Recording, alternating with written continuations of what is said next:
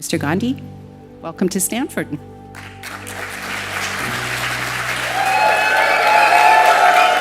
Democracy isn't just about an opposition party. It's about a set of institutions that support the opposition party. And those institutions were either captured, certainly weren't playing the role that they're supposed to play. The entire opposition is struggling in India. Huge financial dominance, institutional capture. And so we decided to walk across the country.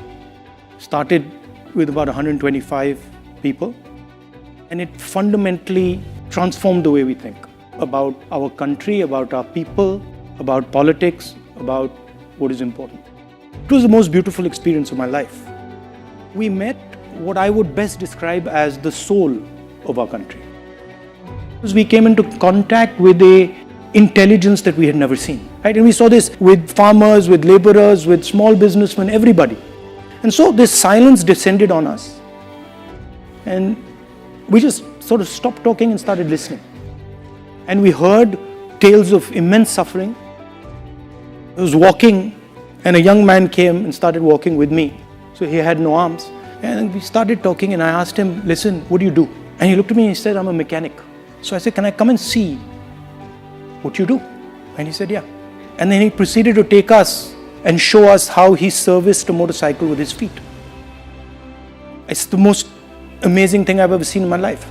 He took apart the entire engine with his feet.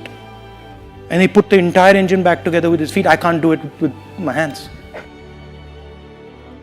And we saw clearly the disconnect between our politics and our people. And here was this group of people. In a few weeks it became thousands and then millions, just walking.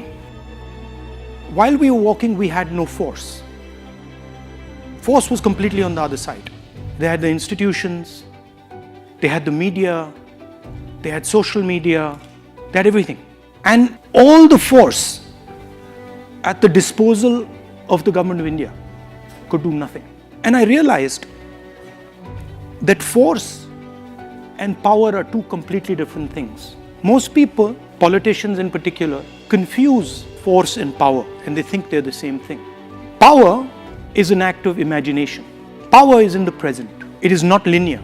And power comes when you go close to the truth. The reason we could not be stopped by force is because we were weaving around near the truth. And what was really interesting to me was it didn't matter how much force the other side had. They simply could not transfer that force into power. People who ask us, so when are you going to stop? We're like, we're not going to stop, we're going all the way to Kashmir. No, you're not going to be able to go to Kashmir. They told me in Kashmir that, look, if you walk the last 4 days, you're going to get killed. I was like, fine, no problem, let them do it. It doesn't matter how much force the other person has. You can still have power. And it is determined by how close you are and how precise you are with regards to the truth. You can see these moments of power versus truth in history. My leader, Mahatma Gandhi, fought the entire British Empire. He had no force. They had all the force, all the structures, the army, everything. Didn't matter. The Declaration of Independence here in the United States, again, a moment of power, a moment of truth. I think there are difficult times, but there are also times of opportunity. I think there are times when acts of true power will resonate and can transform the way we think of ourselves.